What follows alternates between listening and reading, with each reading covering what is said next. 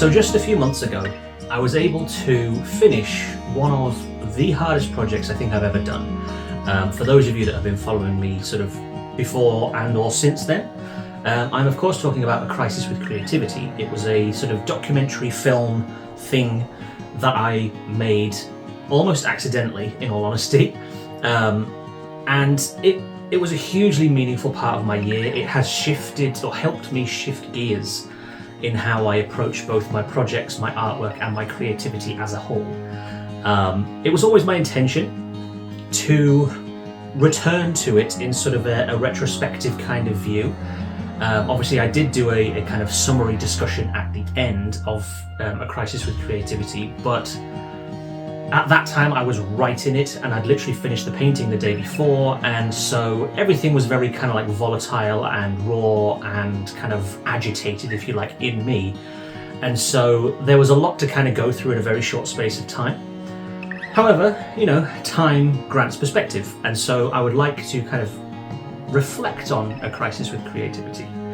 However, it's almost the end of the year and I'm currently working on another project that I'm at this point struggling with, but I'm currently working on another project that was most likely going to be out in the new year now, and I've also done a ton of other stuff, and so I kind of wanted to have this as sort of like a 2024 summary, if you like, and go over all the different things that I've done and sort of go into detail about how certain things have altered my both physical capabilities as a creative person, but also like the mental journey that I think you inevitably end up undertaking if you pursue this kind of craft. So that's what I would like to do. There's a few bits that you haven't seen before, because I didn't actually have a YouTube channel at the time that I made them this year. So there's a couple of new bits in there.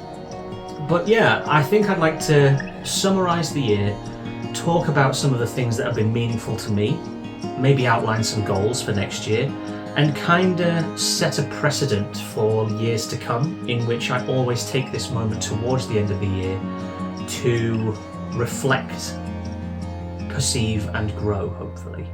So yeah, we've got a lot to cover, so I better get started.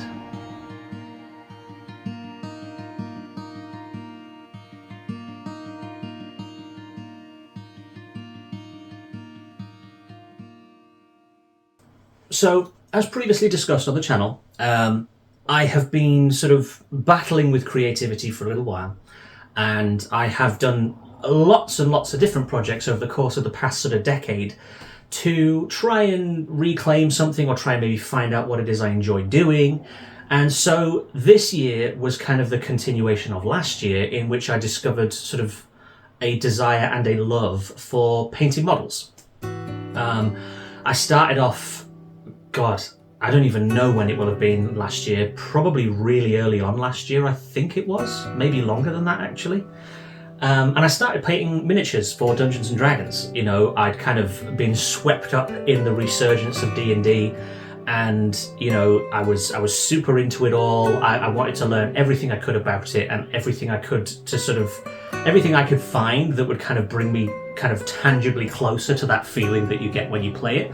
I was pursuing it like actively. And so it started with miniatures, and I have quite a little collection of them now. Not as much as I'd like, but you know, I do have a collection, and that's sort of where the desire to paint models came from. But as I kind of came early into this year, I realized that I wanted to try and start either making stuff that pushed me, or attempting to make slightly more original pieces.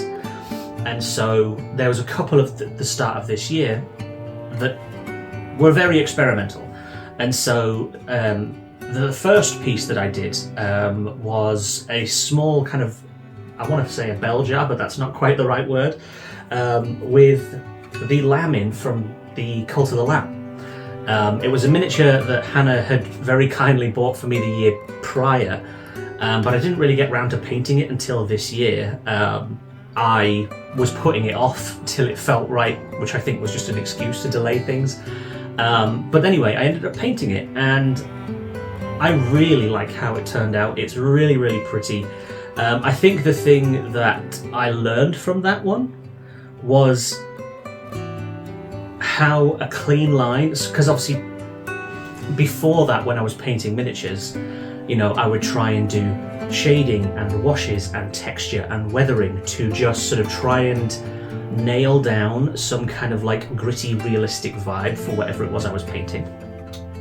But the lamb was very different because stylistically, it's a cartoon character. Effectively, you know, it's a very kind of plainly designed. Sounds insulting, but like there's a simplicity to the design that it doesn't warrant all of that kind of like gritty texture and all of that kind of stuff. And so the paint job is super straightforward. It's literally just base coats. So there is no detailing, there are no washes, there's no texture or nothing. It's an incredibly clean piece. And it's one of my favorites because, I don't know, I think that sort of white line that kind of V's across the poncho that the lamb is wearing just looks so clean and so nice. Like, it doesn't look like I painted it, which I think is potentially the highest compliment I could give myself. It doesn't look like I did it. But yeah, I'm really pleased, and then sort of adding like the tufty, grassy textures and stuff in the little ring at the bottom, I think just helps to elevate the models anyway. Like, it gives it a texture that you can't achieve with paint, which I think settles the painted thing into a scene. And I really, really like how it came out. Like I say, it's super simplistic, but it was one of the first things that I did this year where I was like, okay, I'm going to take a miniature, like a model, and I'm going to try and make an object with it. So I'm going to set it within this jar, and it's going to have a little display and all of this sort of stuff. And I am really, really pleased with how that one turned out, even so early on in the year. So if I'm not mistaken, the next one is the Buster Sword in the stone. So I had a very kind of plain polygonal model of Cloud from Final Fantasy VII. And the sword kind of came loose in his hands. It was sort of, like I say, a very simplistic thing. And my intention was always to paint it up so that Cloud looked like he did in sort of like the battles in the original Final Fantasy VII. That was always my intention for it. But as time went on, I kind of fell out of love with the idea. My opinions on certain things relating to Final Fantasy changed. And so I wasn't as enthusiastic about doing that. But over time, there were different ideas that began popping into my mind, and I started coming up with this sort of idea of a sword and a stone. And my original intention was to do it with the what's it called? Is it the Hero Sword or the Sword of Hyrule from The Legend of Zelda? That was what I was going to do it with originally, and that may be a project I do next year. But cut a long story short, eventually it became the Buster Sword. And I found this tiny little red bead that looked it was quite sort of shimmery, glittery, pearlescent, and it looked like summoning materia from Final Fantasy VII. And so this sort of sprung between sort of little ideas that became this little sword in the stone thing. And it is not the most complicated of things. However, the thing that I wanted to gain from it is I wanted to sculpt the stone out of clay.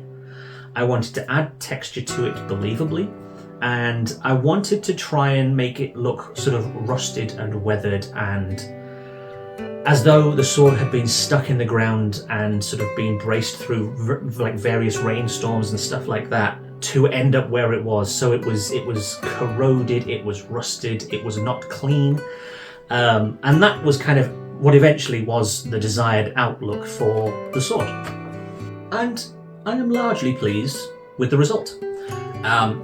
It kind of became an exercise in a few different things. So obviously the clay sort of stone that I sculpted, I do think that looks quite good.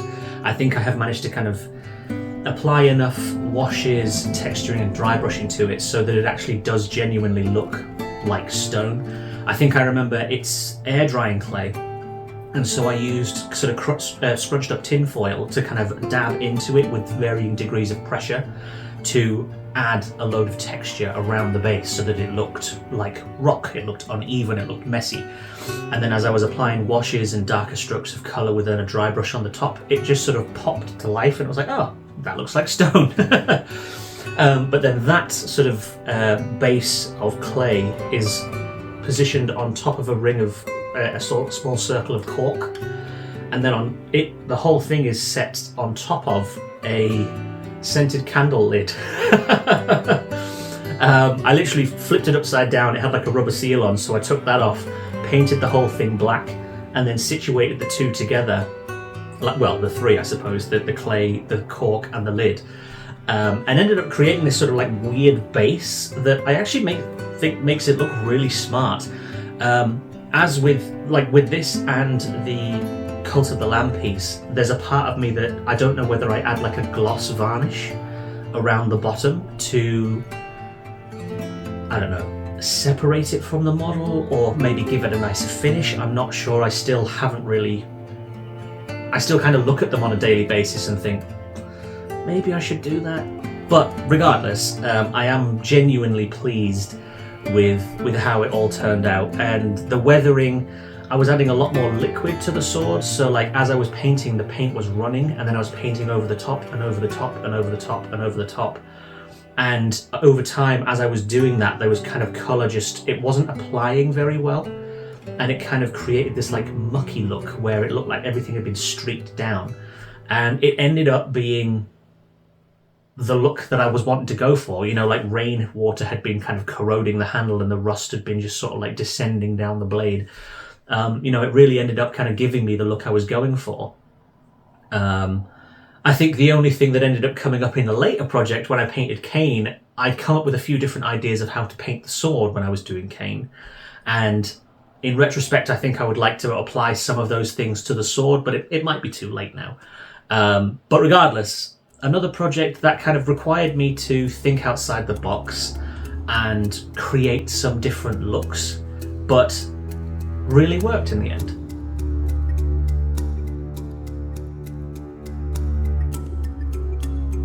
And next up is the Wolfman. Now, this is one that it helped me turn a corner in terms of model painting.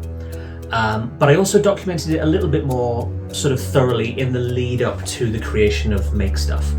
I was taking photos at most stages, and I still have a few of those photos sort of knocking about that I'll put up. But yeah, I was paying more attention to the process. I was making sure to kind of think about the narrative surrounding the Wolfman in that particular moment. So there was details that I was adding that weren't on the model itself. Things like the blood spatter on the chin where it looks like he's obviously torn into somebody, and the blood is kind of running down his chin, down his neck, and like dripping onto his shirt and his chest.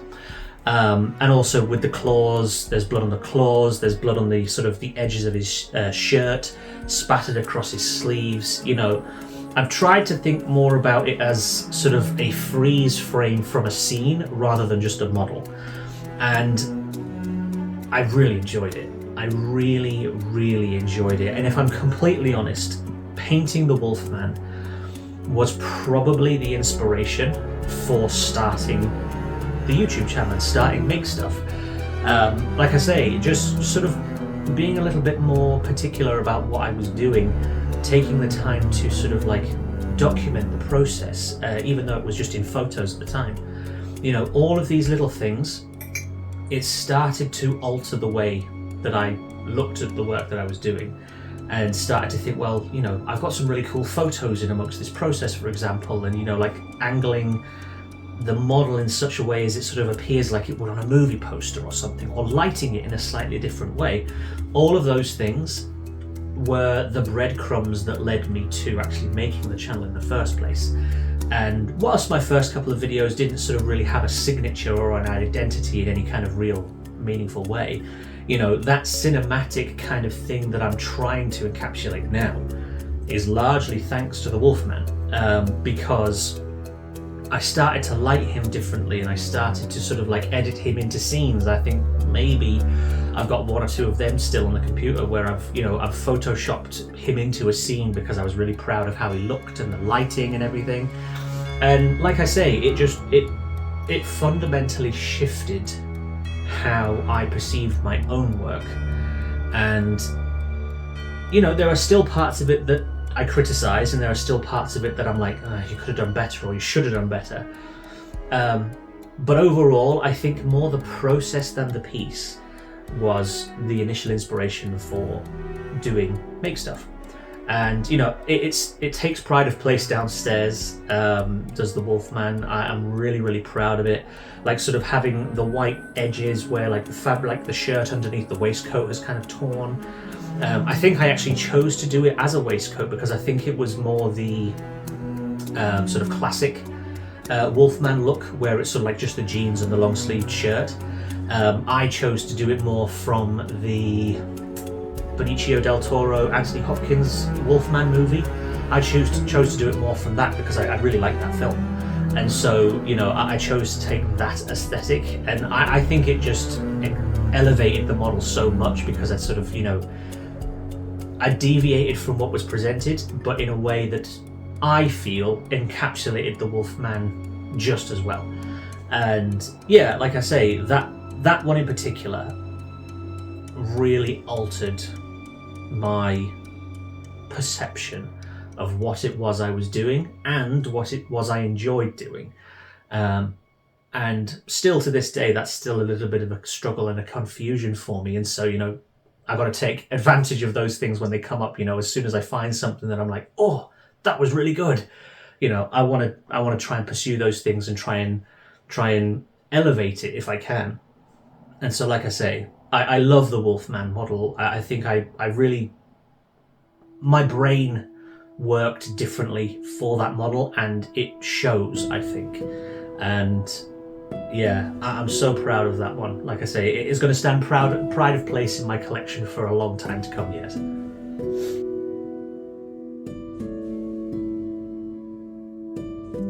And then, of course, the natural progression of these things comes the beginning of make stuff, and thus the creation of the kind of the stand, if you like, for my Witcher medallion. There was a big part of me that wanted to narrate the process, and there was a big part of me that wanted to document it in a cinematic way, in the way I have ended up doing future content. So like obviously Crisis with Creativity and Kane, they are more like what I wanted to be doing initially. But for some reason I got a little bit paranoid about it. I kind of felt like, by taking that cinematic approach, it's sort of, I don't know, there's a corniness to it in my mind that's sort of like, oh, you think you're really cool.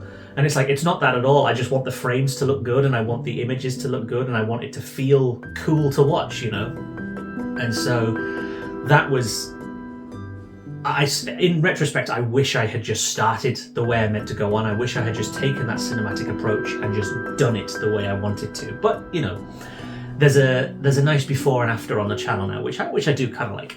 The stand itself, if I'm completely honest, I am largely indifferent to this one. I, again, was experimenting with things much like I was with the Buster Sword. I wanted to try and create some different textures. Again, I was sculpting with clay, and so I was trying to kind of make slabs that would sort of, almost like a mini, I don't know, like a roof tile or something like that had fallen and broken a little bit.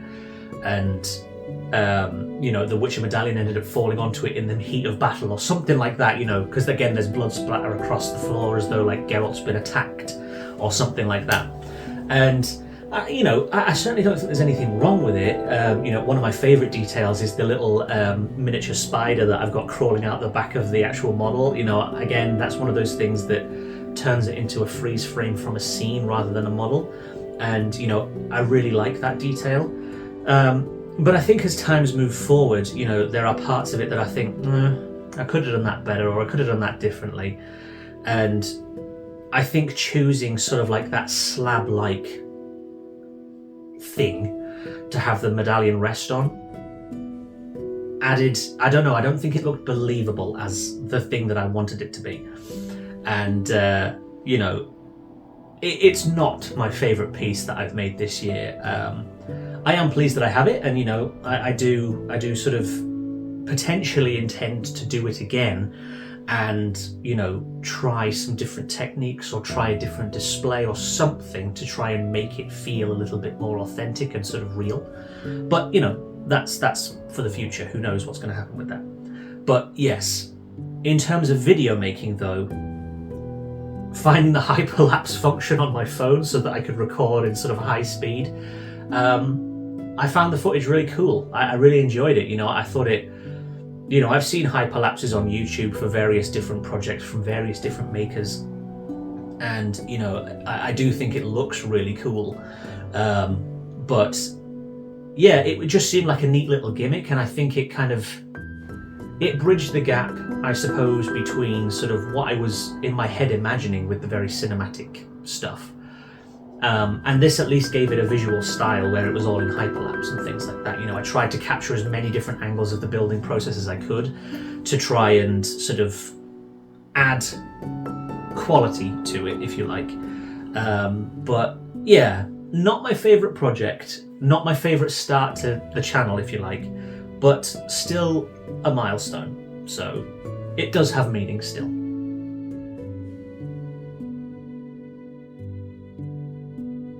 And then with the Ninja Turtles and Kane, the process was almost identical, just the filming process differed. By this point, I kind of basically, for both sets of models, replicated what I had done with the Wolfman. I took a little bit more time to be meticulous over like base coats and making sure that coats were quality the whole way through and didn't have any streaking. Build up gradually that color palette, and then literally weather a texture and detailing as sort of like a final pass over each component of the model, stick it all together, and job's done. The process for both models was very similar. The scale obviously is very different. But yeah, I enjoyed all of them. They're really good fun. It's a process that I enjoy. And, adding like the black kind of comic book style detailing to the turtles was really fun. I think it gives them a signature look within my work, like the stuff that I've done this year. I really do enjoy them. They're a beautiful scale as well. They're not massive, but they're also not miniatures. They're somewhere in the middle, and they feel quite unique for that, I think. But yeah, I like I say, there's the projects themselves were very, very similar. Kane, I freaking love that model, man. I really, really love it. I was so paranoid about it, going in. I think I talked about it a little bit in the actual video itself, where, I don't know, the difference in scale made me feel as though I wasn't going to be able to achieve anything of quality. Because, again, as I said in that, like, painting on a small scale, as soon as you can kind of like make a clean line with a brush that's so microscopic, that kind of thing is immediately, oh my god, can you see how like the sword is silver, or it's got like a little ring around the hilt or something? Something so trivial and so silly, but because of the scale that it's done at, in my mind, I was like, well, that's immediately more impressive than doing it on a large scale, because on a large scale, it's kind of like, just colour within the lines, right? And I'm pleased to say I was wrong. The amount of work that went into painting Kane was extraordinary. It took so long to get the base coats down to a degree that I was pleased with. It took so long to build up the courage to sort of fix certain errors within the model as well. Again, if you want the full kind of story for that one, please go and watch the video. I'll put everything in the description. But dealing with the gaps in the neck because the actual print, the 3D print, wasn't of a super high quality, that stuff intimidated me, where I'd just leave the project alone for 2 weeks. And, the roller coaster of emotions that you feel when in your head you can visualize how this thing's supposed to turn out, but then when you're sat there with the paintbrush in your hand thinking, well, I'm gonna fuck this up. And so, it was a turbulent process, was Kane. But I think the hard work, the determination, and the sort of, the commitment to making it, to completing it, I think really shows. There are certain details that, because of the way I was filming that video, that I don't feel like I captured super well, so I'm going to try and add them into this. I think I took a lot of time to think about the scene again, like a freeze frame in a scene sort of thing.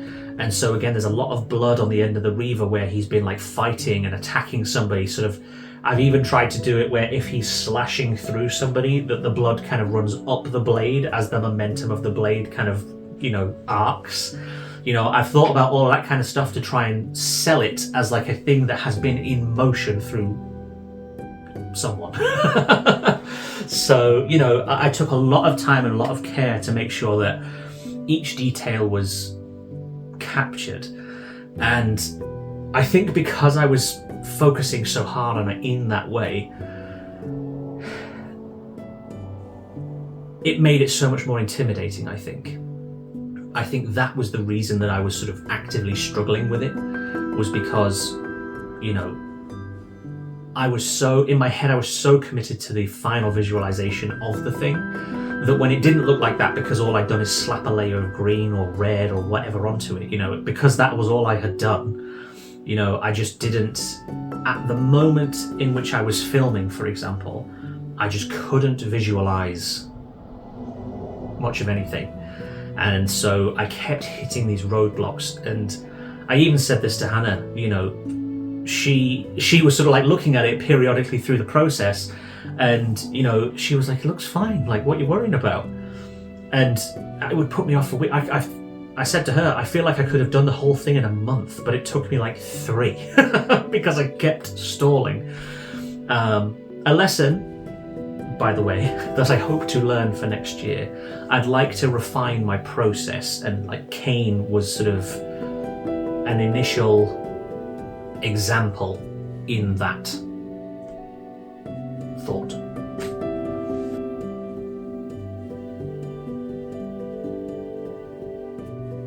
So in terms of model making and making of statues and things like that, that summarizes the extent of my creative work for the year. I have, of course, done a painting, which was the subject matter of A Crisis with Creativity. I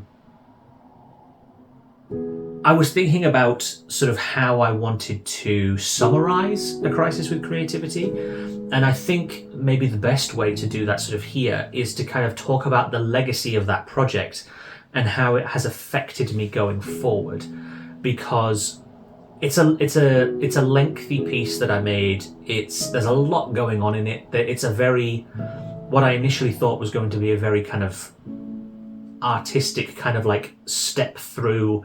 Okay, I haven't painted in years. I'm going to try and paint. This doesn't work. Oh no, I'm not very good. I'm going to try again. Oh no, I'm still not very good. I'm going to try again. Oh, that's okay. I can carry on now. And that's kind of what I figured it would be. But it ended up becoming intensely more personal than I thought. I poured my heart into every piece of it, really.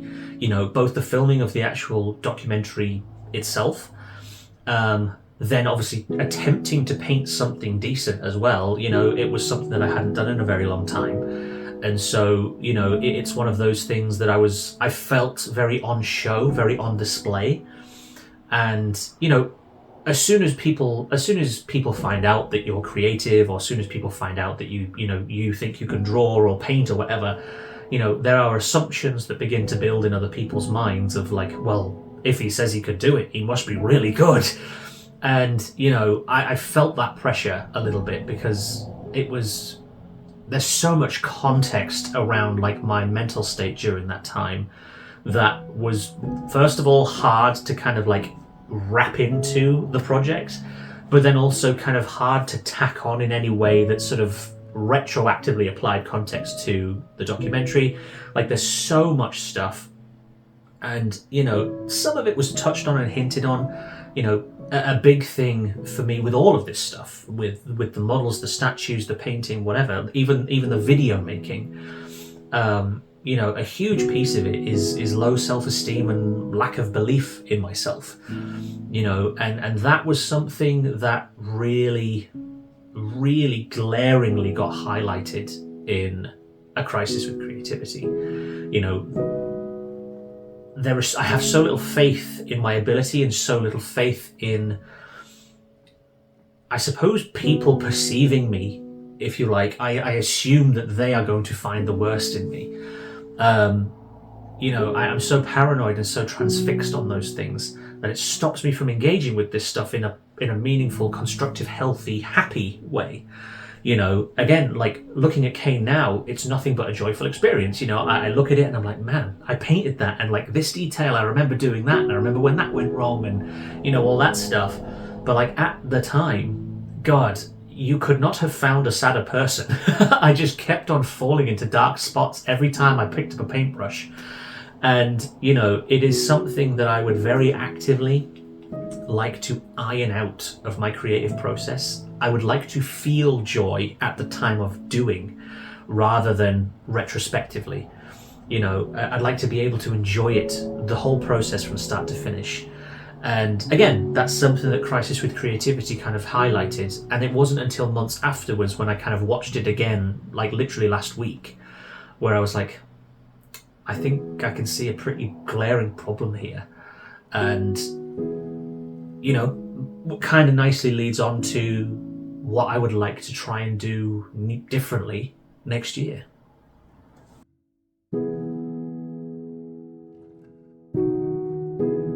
So for this section, I think there's probably a few things that I want to kind of point out first before I go into kind of setting goals and expectations for myself for next year. First of all, this video is it is simultaneously, it's a yearly review, all kinds of people do this sort of thing on YouTube, so it's partly that. But it's also a landmark for me, right? This is where I was at the end of 2024. I feel like I have made some cool things this year. I feel like I have completed some really interesting projects. But there's more to go. There's further for me to further heights for me to pursue. And I'm excited to do that, I'm excited to become better at this stuff and excited to make more things and, flex my creative muscles a little bit differently next year.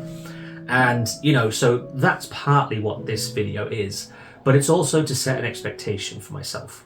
So I feel like at this point, the temptation is to go, I'm going to go bigger and better and blah, blah, blah, and just pull out all the stops and just do something nuts next year, right? And I don't think that's necessarily healthy. Do I want to improve what I'm doing? Yes. Do I want to continue doing what I'm doing? Yes. Do I want to feel the pressure of having to churn out builds and makes and content for the sake of, meaningless attraction, views, that kind of thing? No, absolutely not. I don't. And it's a perspective that sometimes is challenging to keep. Kane, for example, has been really successful for me. Obviously success is a, what's the word? Subjective, objective thing. Kane at this point in time, at the time of recording, he's sitting just shy of 700 views. Like, that's cool. That's really awesome for me. I really am proud of that. And, it gives me a little bit of a lift, because it's sort of like, people resonated with that. And, I think that's something I'm searching for in my personal life as well, where I'm just sort of trying to feel a bit more present, feel a bit more seen and relevant in people's lives. And, stuff like that. It's just a little bit of it's a tickle of a good feeling. Do you know what I mean? It's like, that's nice. And so, stuff like that is nice, but it's not the reason I'm doing it. And, my next project, my Alan Wake project, I'm struggling with it at the minute purely because of technical limitations. My computer is about 10 years old, and I have the latest version of Photoshop and the latest version of Filmora. I need some screen capture software that I can obviously use to kind of record what I'm doing in Photoshop for the sake of the video, and I'm having some compatibility issues. But like I say, the computer's about 10 years old, and every time I click something in Photoshop, it takes about a week to load. So I'm hitting some quite significant roadblocks with that one, and thus it is taking a bit longer to do. The project itself is relatively simple, but it's taking a bit longer, and I think I'm going to have to deal with some of these technical issues before I kind of can really attack the project. But no, I think kind of circling back to the point, I've learned a lot this year about both myself through therapy and myself through building this stuff. You know, I don't think I ever allowed myself to understand just how much this stuff means to me. You know, it's taking something that I love, so like characters from stories that I enjoy, or even just like purely a cosmetic aesthetic sort of thing that I enjoy. You know, having a look at those things and being excited to kind of be able to make them myself, or you know, have completed them and have them on display in my house, and you know, I can just look around my home and see things that I've had a hand in bringing to life. You know, that kind of stuff is super thrilling, and I don't want that to go away. If anything, I want to pursue it more next year and try more involved stuff, and so, you know, attempt to bring some of the bigger passions in my head out. You know, I one thing I always used to love doing, I used to love kind of character design and, you know, illustrating these random creatures and, you know, all of that kind of stuff, and, you know, imagining stories, even writing some. You know, I've done all of that kind of stuff in the past, and it's always been something that I thought, man, I wish I was better at this, and then I have left it. And I think that's that low self-esteem and that low self-belief talking. You know, I feel like it's something that I would actually like to try and do on here. You know, have a video that is basically the birth of a character from my imagination to paper. Maybe even sort of write a little bit of a backstory for a character, and, you know, embrace some of that kind of improvisational storytelling that you get from Dungeons and Dragons and stuff like that. You know, there are projects like that I'd love to tackle. I also kind of fancy the idea of trying to do some stuff like musically. I play guitar, I haven't played guitar on YouTube here. I've played guitar on YouTube on an old channel that I had. And, you know, I'd really love to get back into playing music. It's a huge passion of mine. And, you know, I would like to re-engage with that. Could I fit that into this channel somehow? I don't know. Is it something that I would like to have a look at? Absolutely.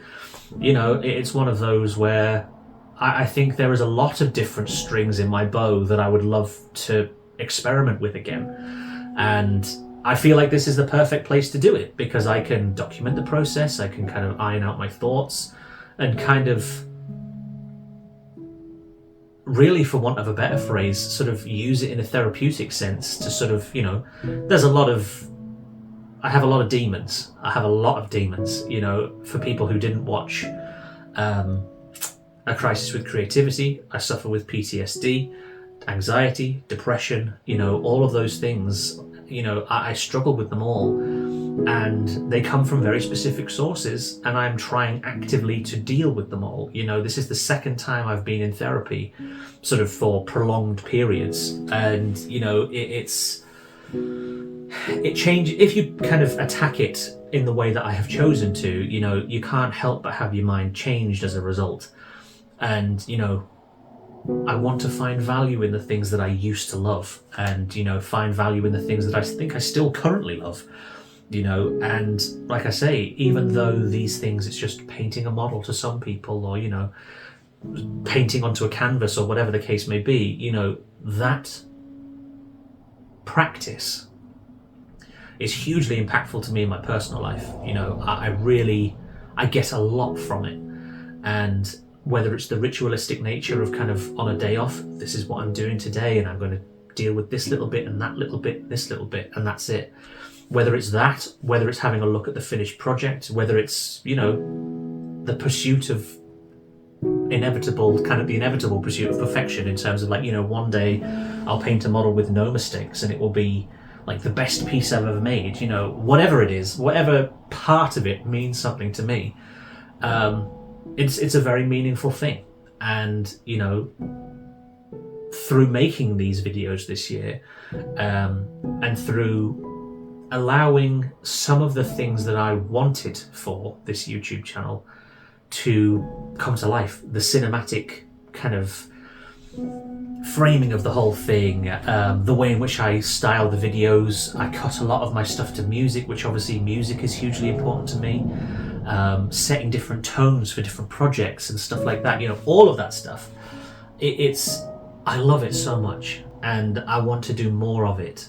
And I feel like this year has been a sporadic kind of. It's been a slow walk into the water, right, to sort of test what it is that I want to be doing and how much fun I'm having. And turns out the water's fine. Like I'm having a great time, and so I like taking my time with them. I like not having time constraints or pressure. I like just being able to kind of do them as I please and sort of dedicate my time the way I like to, and then ultimately having a thing at the end of it that makes me feel good.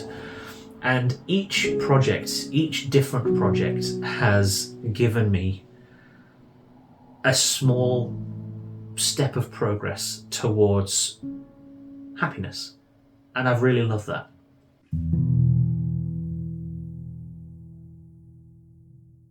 But I have both run out of coffee and things to say. I think I've waffled a little bit, but ultimately each one of these projects both acts as a landmark in a long and ongoing journey, but also each one means something for me for different reasons. And I'm really pleased I took the plunge and decided to start doing this. Start doing just making silly little videos and trying to find reasons to engage with my creative work on numerous levels.